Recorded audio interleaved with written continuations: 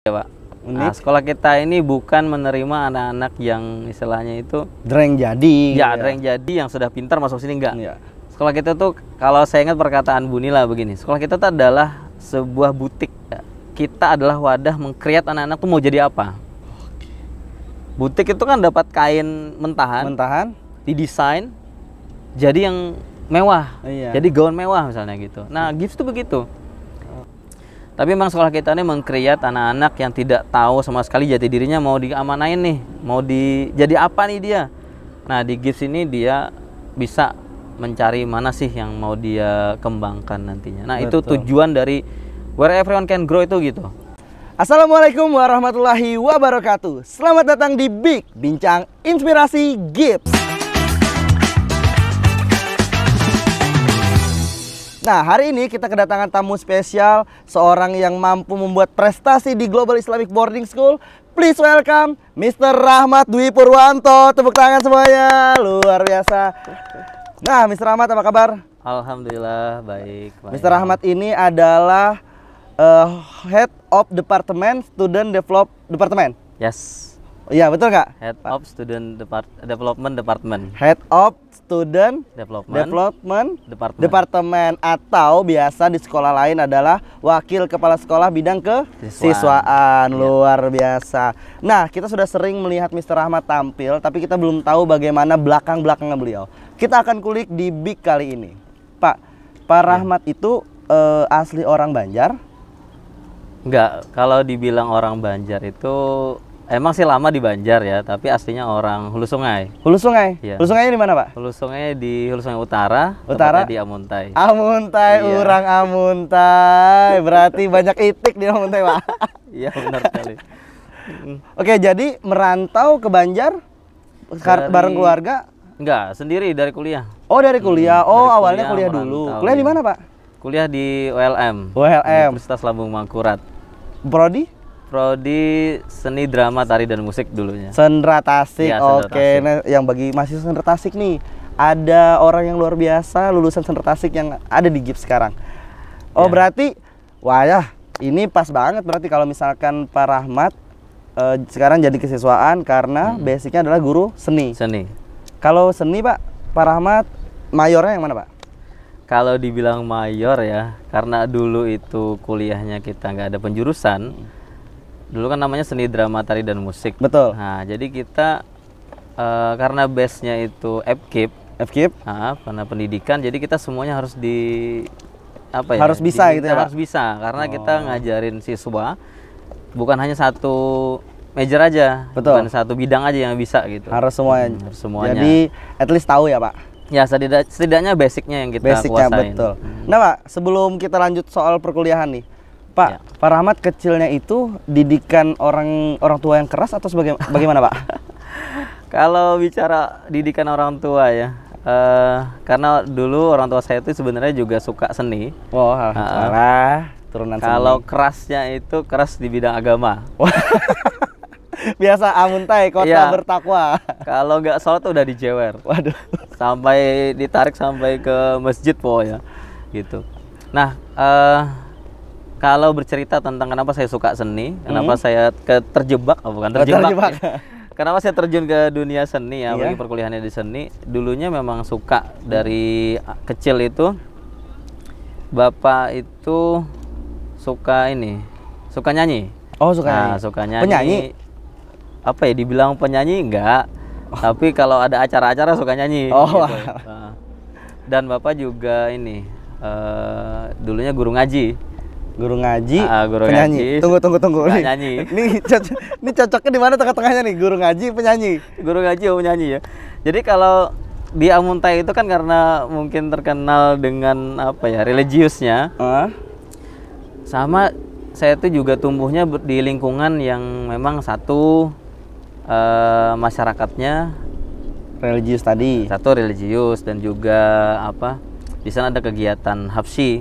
Nah, hapsi itu kan mungkin salah satu seni juga. Oh iya, melatih tempo dalam memukul terbangnya. Terus saya juga ikut di baca syair. Sanggar? Sanggar ikut Sanggar Amuntai ada.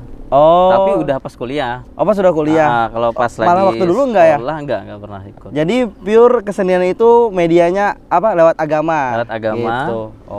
Sering ikut lomba azan dulu juga. Oh, azan. Waktu kecil, waktu SD ya. Dan pernah juga ikut lomba joget-joget. Lomba joget. Iya. Dulu pengalaman karena di kantor bapak saya itu ada mengadakan kayak lomba khusus untuk anak-anak yang karyawannya. Anak karyawan. Nah, oke. ada lomba azan, ada lomba joget, ada lomba nyanyi. Nah, itu saya dapat juara 1 semua. Apa karena kepala nih?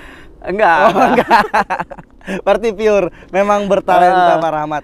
Nah Pak, kalau misalkan Ibu keras nggak Pak dalam hal pendisiplinan? Ya, kalau disiplin keras sih. Keras ya. Ada nggak Pak yang entah sikap atau kata yang nempel banget sampai sekarang dari Ibu atau bapaknya Pak iya. Rahmat? Kalau Ibu sih pernah bilang begini. Saya jujur ya, kadang itu dulu waktu masih sekolah emosian banget. Oh ya? Kalau Temperamen gitu? Ya, agak temperamen. Sangat berbeda dengan sekarang Pak. Ya, jadi pesan yang paling ingat saya kata ibu saya begini. Kalau mau hidup itu tenang, harus apa ya? Sabar yang pertama. Kalaupun terlibat dengan orang lain, intinya cek hal positif apa yang bisa didapat dari itu. Jangan hal yang emosional aja yang dilihat.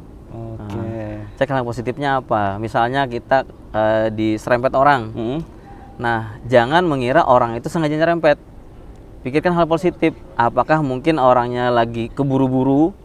Apakah orangnya memang lagi ngantuk? Nah, misalnya pikirin hal positifnya. Jadi kita bisa meredakan emosi kita begitu. Itu yang pesan yang paling saya ingat sampai sekarang. Luar biasa. Gitu, dari ibu saya. Mantap. Bagus nih pelajaran juga buat yang nonton nanti. Jangan langsung lihat negatifnya.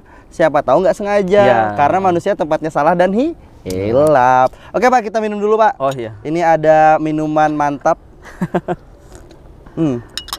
Yang kita beli dari kantin koperasi Pak.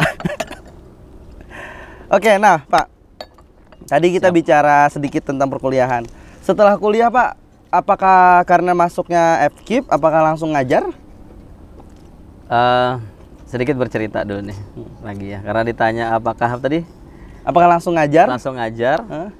Dulu pas waktu kuliah, pertama kali ngajar tuh di semester 3 sebenarnya. Ngajar officially kerja atau Officially apa nih? kerja. Waduh. Walaupun sebenarnya masih mahasiswa. Jadi dulu ketemu sama kepala sekolah SD inklusi. Ingat banget saya di Banjarmasin. Di Banu Pelambuan? Anyar. Oh, bukan di Pelambuan. Iya, di Banu Anyar. Di dulu. Banu Anyar. Nah, mungkin beliau itu pas lagi kuliah juga ketemu saya bawa gitar. Nah, karena semester 3 dulu ada Mata kuliah kelas gitar. Ya, metode kelas gitar. Metode gitu kelas kan, gitar. sama Pak Marianto. Ya, betul sekali. Nah, pas di sana ibunya lihat, Dek katanya, ini ya mahasiswa seni katanya gitu. Ya Bu bilang gitu. Nah, di sekolah saya nggak ada guru seni, mau nggak ngajar kayak gitu. Terus Ini belum tahu ya sekolahnya apa? belum tahu sekolahnya apa gitu kan. Di Terus? mana Bu sekolahnya sebenarnya? Saya baru semester 3 bilang gitu kan. Gak apa-apa kata ibunya. Yang penting ini mau dulu belajar ngajar di sana gitu. Ya udahlah. Singkat waktu datang ke sana. Ternyata SD-nya itu SD inklusi. Inklusi atau SLB? Inklusi, Pak. Oh, jadi jadi ada murid yang umum ya? Umum tapi inklusi. ada, inklusinya ada. Oke. Setengah-setengah gitu. Tapi banyak yang umum sih sebenarnya. Sempat ngajar di sana berapa bulan ya? Nggak hitungan setahun, nggak sampai setahun. Cuma 1 bulan, 3 bulan nggak salah saya ngajar di sana. Tapi karena banyak mata kuliah kan yang harus diselesaikan pagi. Betul. Jadi nggak Karena bisa padat ya Pak. hadir ya. Mahasiswa seni itu kan pagi sampai sore kuliah, sore sampai malam Sampai latihan. malam, ya. Bahkan sampai subuh. Bahkan sampai subuh latihan. Oh, jadi sudah ini duluan, malah udah kerja sebelum lulus ya Pak? Sebelum lulus sudah mulai ini. Pernah nggak Pak yang setelah lulus itu kerja yang nggak linear? Maksudnya jadi apa? Selain jadi seniman. Oh ya. Lu diceritain sejujur-jujurnya gini ya? Iya. Jujur aja Pak, jujur. Kalau dulu kuliah ya karena kita juga kan keterbatasan kiriman subsidi dari orang tua. Jadi dulu sempat waktu kuliah selain seni ya. Kalau yang saya ceritakan yang seni dulu deh. Yeah. yang terlibat dengan seni itu kayak ikut paduan suara di FKIP. FKIP, oke. Tujuannya terus, ada. Iya, ada cuannya. Graduation. Graduation. Terus ikut paduan suara partai. Waduh. Mohon maaf tidak disebut partainya. Jangan disebut, berbahaya. Jadi sering banget gonta-ganti tuh partai ini gitu kan. Karena tadi kita ngisi acara, misalnya ada raker dari partai ini, udah yang ngisi paduan suaranya dari mahasiswa gitu. Nah, ikutlah kita di sana. Terus ada penampilan juga untuk acara-acara apa ya? Misalnya lembaga apa gitu buat tampil nari, gitu ya? Ikut tampil nari. Nah, di penari juga. Ya, ikut nari juga, ikut paduan suara. Itu lumayan tuh. Kalau acting ada nggak? Kalau acting pernah saya paling ingat banget itu dari Fakultas Kedokteran yang minta. Oh, ini jadi pasien. Iya. OC.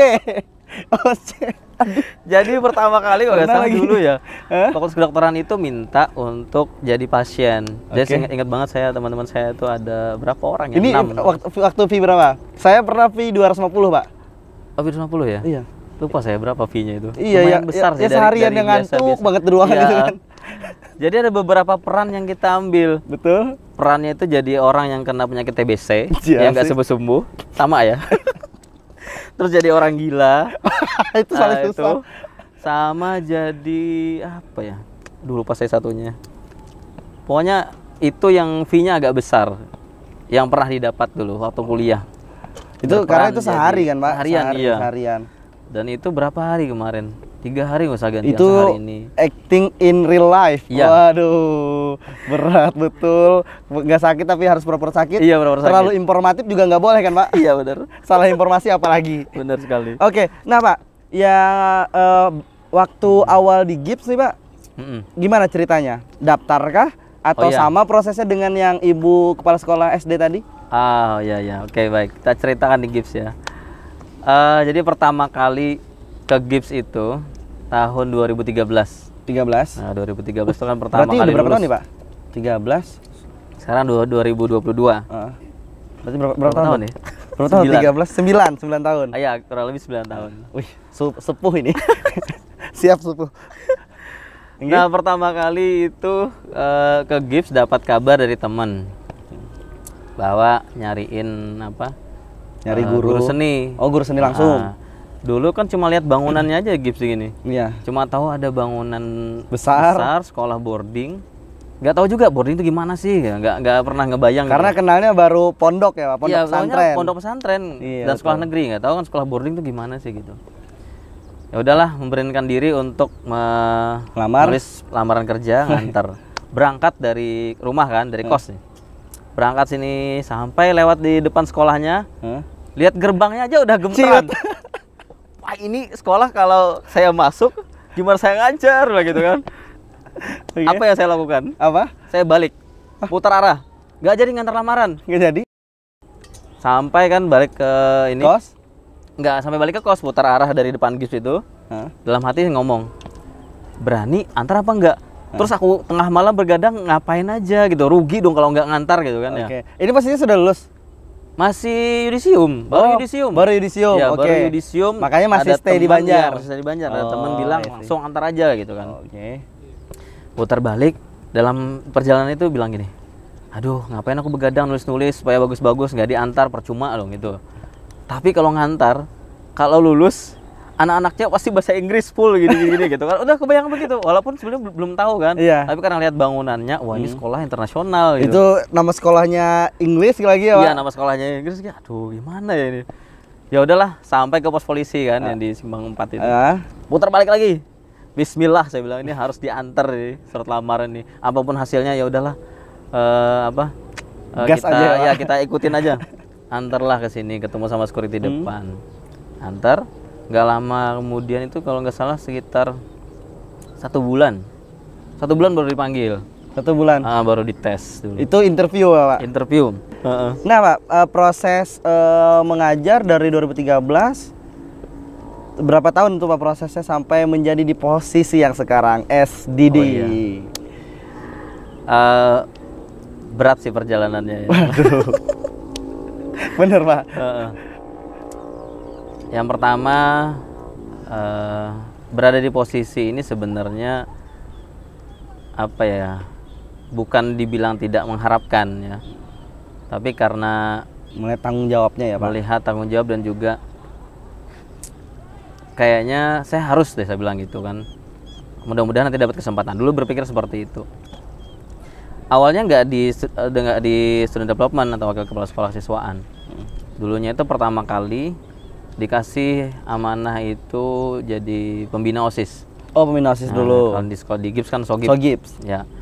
Jadi pembina Sogip itu selama 3 tahun. 2014, 15, 16 atau 15, 16, 17 nggak salah. 15, 16, 17. Setelah 2 tahun ya. jadi guru ya Pak? Setelah 2 tahun jadi guru, jadi pembina Sogip. Nah setelah itu berhenti jadi pembina Sogip, nggak ada jabatan apa-apa lagi. Iya, nggak ada pegang apa-apa. Jadi ngajar aja. PHP, enggak, ngajar aja gitu kan.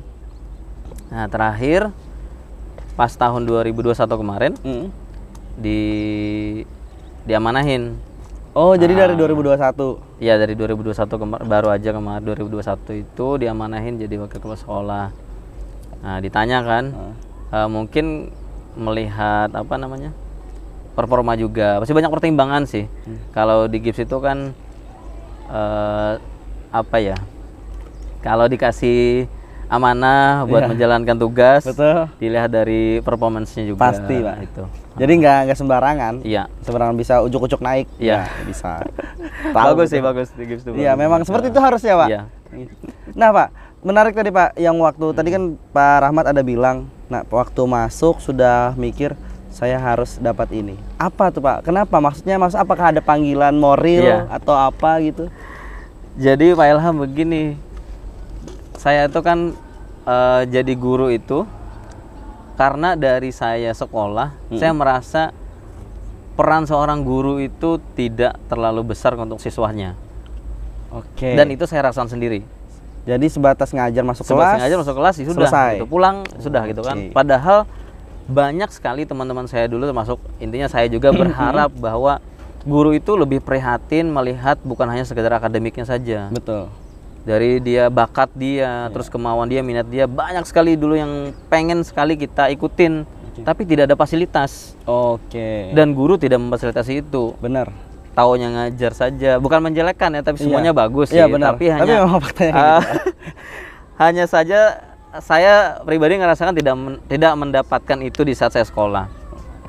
Akhirnya saya memutuskan jadi guru itu. Nah dalam hati saya, kalau saya dapat sekolah, saya ngajar di sekolah, satu sekolah manapun nantinya gitu kan. Dan akhirnya di GIPS, saya harus nih, anak-anak itu tidak boleh tidak dikembangkan bakatnya. Betul. Bagaimanapun kondisi dia, bagaimanapun akademik dia, ya, semua anak itu kan berbeda-beda. Dia harus bisa dikembangkan. Betul, sepakat Pak. Karena setiap anak punya potensi masing-masing. Iya. Nah, pertanyaan berikutnya nih Pak. Kan tadi bagaimanapun caranya anak-anak itu harus berkembang. Kalau versi Pak Rahmat nih, apa sih Pak trik atau apa gitu dari Pak Rahmat datang, oh karena aku ini, nanti aku dapat ini, aku akan lakukan ini. Mungkin apa tuh Pak? Triknya ya? Apa dulu nih yang misalkan Bapak gali mungkin? Oh iya. Kalau melihat dan mencari talent anak-anak ya, yang paling mudah itu sebenarnya pas dia awal masuk kan, biasanya ditanya gitu ya. Pertama masuk, selain ditanya, kita bisa memancingnya dengan ini, penampilan. Misalnya kita minta mereka menampilkan bakat dan bakat mereka di sebuah pementasan. Nah itu akan terlihat. Misalnya yang suka nyanyi pasti akan muncul sendiri. Dia akan terpanggil bahwa, oh aku bisa nyanyi nih, aku sambil nyanyi, aku bisa teater, aku sambil teater. Disediakan dulu wadahnya ya, disediakan dulu wadahnya tanpa harus kita bertanya. Kadang kan anak-anak zaman sekarang ini malu Pak, dia pasti bilang nggak bisa, nggak bisa, ya. Padahal bisa. Jadi paling mudah menurut saya di GIPS ini mendapatkan apa ya, melihat talenta anak-anak itu dengan kita menyiapkan ini. Nah Pak, lanjutan dari itu setelah anak-anak ini kan sudah ketemu nih bakatnya, passionnya udah.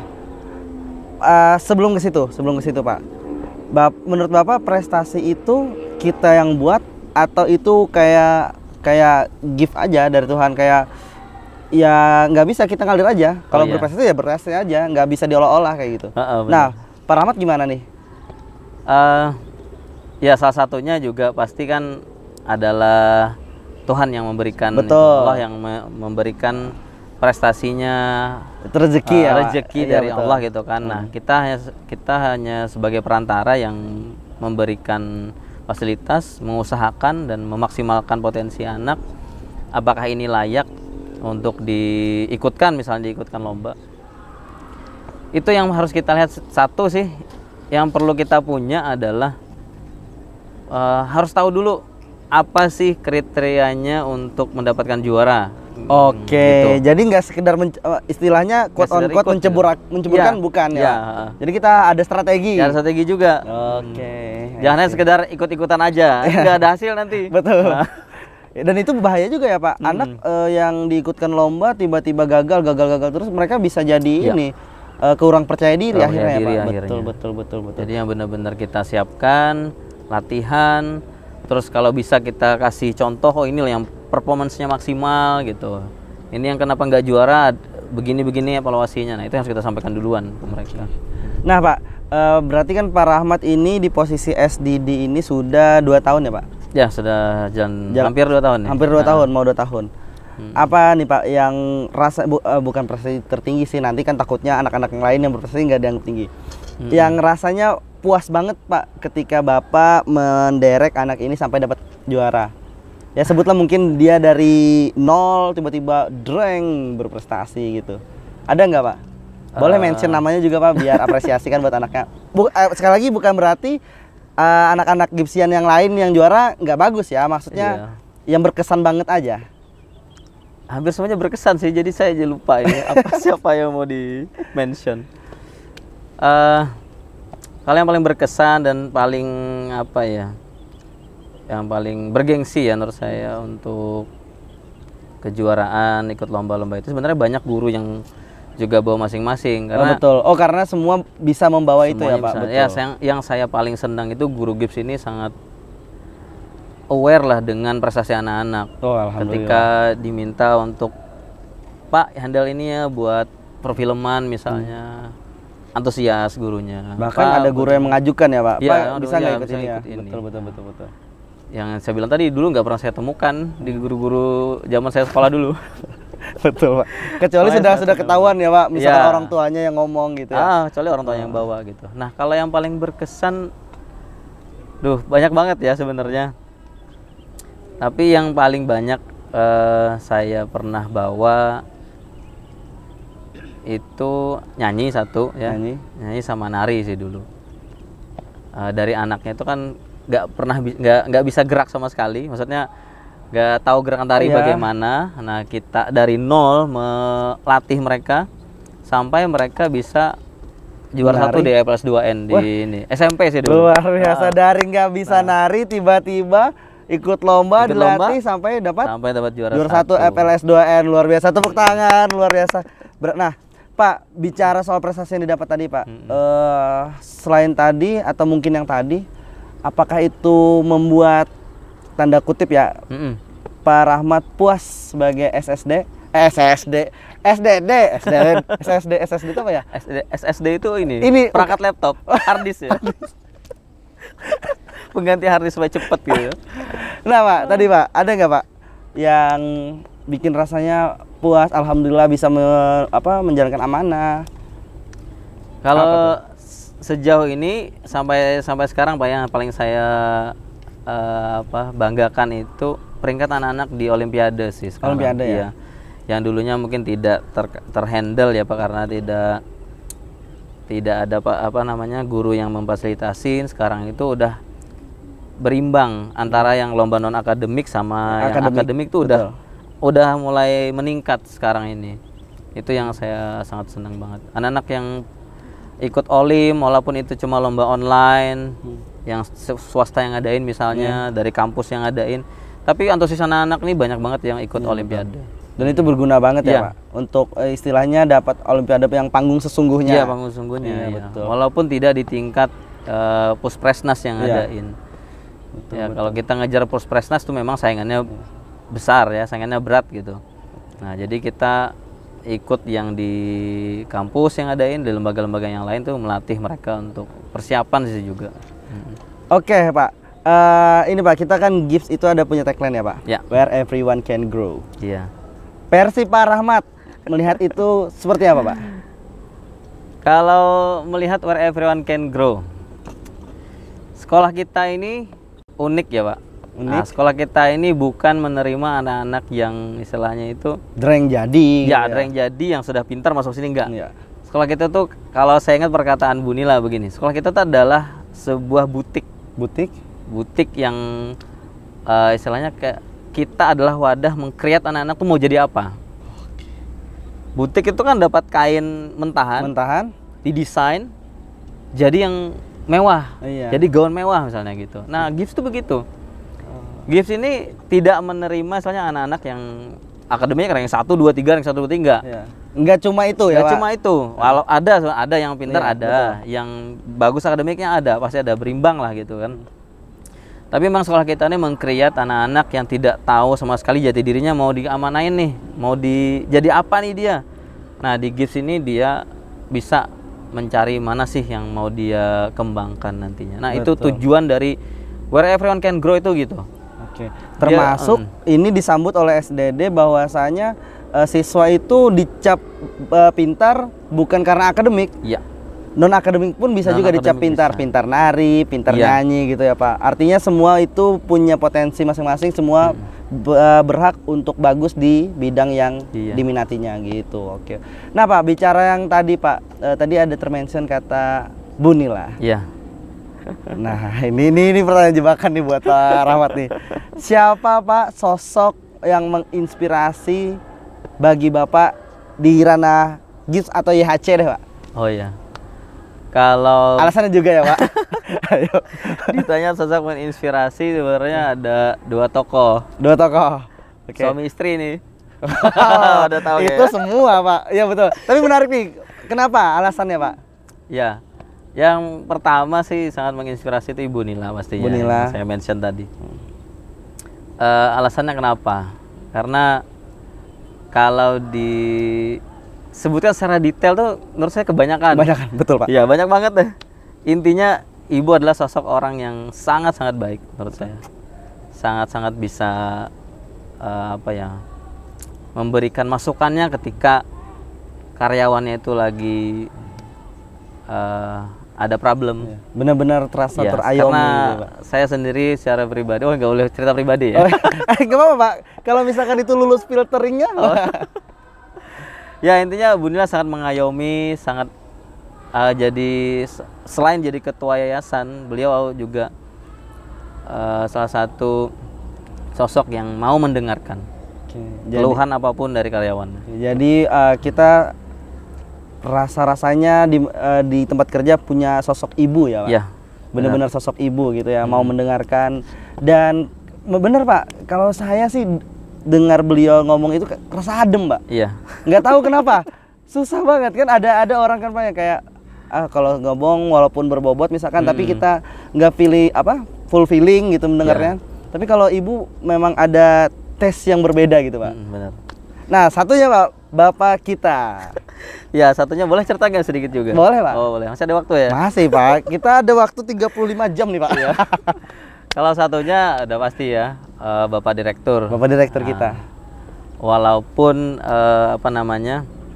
Bapak kan dulu hadir di Gives ini udah duluan saya gitu. Ya, beliau Bapak masuk datang 2015. 2015 atau 16 sih saya lupa ya. Nah, tapi Pak Zul itulah orang yang membuka pikiran saya, jujur Pak ya. Ya. Walaupun saya dulu juga sempat istilahnya kebingungan, ini mau gimana ya arahnya direktur gitu kan, mau seperti apa. Nah, tapi beliau jujur sekali saya menyadarkan kita bagaimana sih bekerja secara profesional itu. Bagaimana sih bekerja yang benar-benar ikhlas, bagaimana sih bekerja benar-benar untuk siswa. Betul.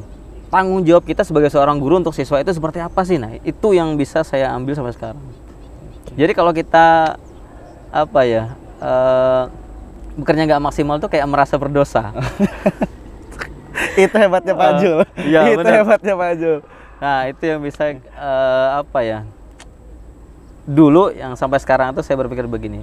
Oke, apapun yang dibuat program dari Bapak itu tujuannya pasti baik. Iya, ikutnya aja dulu. Iya, tujuannya pasti baik. Iya, gitu. betul.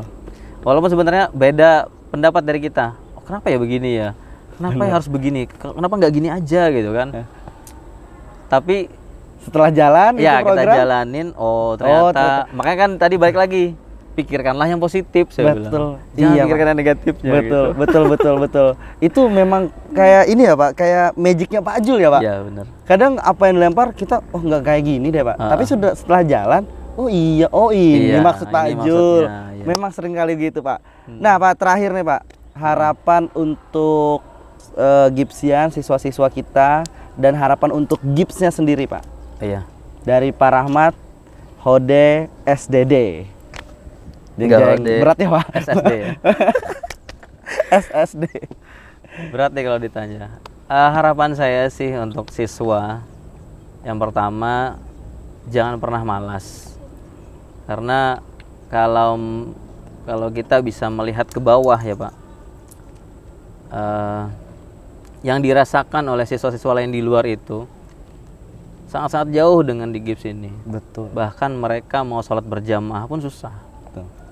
Yang kemarin ada kan dari sekolah mana itu, Pak Zul udah cerita. Ada seorang guru yang datang ke sini ketika melihat anak-anak Gips ini, beliau langsung nangis.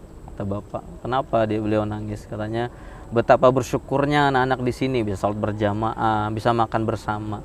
Sedangkan anak-anak yang di luar pulang ke rumah pun ibunya nggak ada, orang tuanya nggak ada di rumah, mau makan apa? Gitu. Jadi ya saya berharap sih anak-anak Gips itu di sini jangan sampai Melewatkan gitu aja ya Pak. Jangan sampai banyak mengeluh gitu. Banyak orang yang mengharapkan bisa masuk ke sini. Betul. Banyak orang yang ingin sekali dapat fasilitas seperti yang mereka dapatkan sekarang. Itu sih, nikmati aja. Pesan saya sama anak-anak Gips dan alumni-alumni, ambil apa yang sudah didapat di sini, apa yang dipelajari di sini, itu yang bisa diterapkan di kehidupan selanjutnya. Oke, dan untuk Gipsnya Pak? Kalau untuk Gipsnya, apa ya?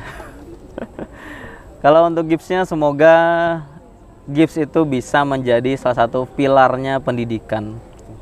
Paling tidak menjadi salah satu contoh sekolah yang bisa ditiru dan diadaptasi oleh sekolah-sekolah di luar. Misal kita menjadi kiblatnya sekolah di Kalsel dulu gitu. Betul. Dari program-program kita, kegiatan kita, gurunya yang seperti apa gitu kan.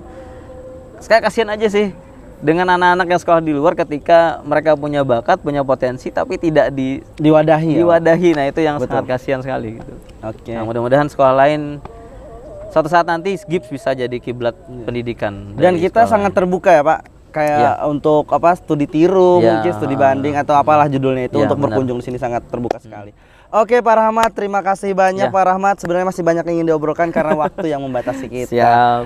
Oke Gipsian, itu dia tadi kita ngobrol dengan dengan apa Pak? Susah sekali ya nyebutnya. Student Head Development. of Student Development Department. Oke. Nah, ini dia Pak Rahmat yang luar biasa, Head of Student Development Department yang luar biasa. Kita ada obrolan-obrolan yang menyentuh ke dalam hati. Ada harapan tentunya, mudah-mudahan Gips dan Gipsian menjadi lebih baik. Tentunya Pak Rahmat semakin sukses menjadi seorang Hode SDD dan kita semua sehat. Oke, akhir kata, sampai berjumpa di episode berikutnya. Wassalamualaikum warahmatullahi wabarakatuh. Terima kasih banyak Pak. Waalaikumsalam warahmatullahi wabarakatuh.